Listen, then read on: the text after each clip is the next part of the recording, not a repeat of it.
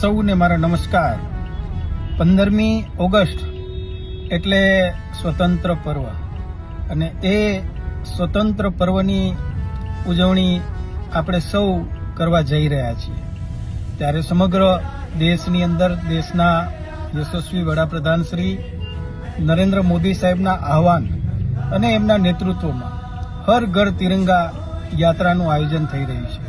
ત્યારે હું પણ આપ સૌને વિનંતી કરું છું કે આપણે સૌ આ દેશભક્તિના વાતાવરણને આપણે આપણા ઘર સુધી લઈ જઈએ, આપણે આપણા ગામ સુધી લઈ જઈએ અને આપણા રાષ્ટ્રધ્વજને, આપણા તિરંગાને આપણું ઘર હોય, આપણી દુકાન હોય કે આપણી અન્ય સંસ્થાઓ હોય, આન બાન અને શાન સાથે આપણા તિરંગાને આપણે સૌ લહેરાવીએ, સાથે મળીને ઉજવીએ એવી અપીલ પણ કરું છું।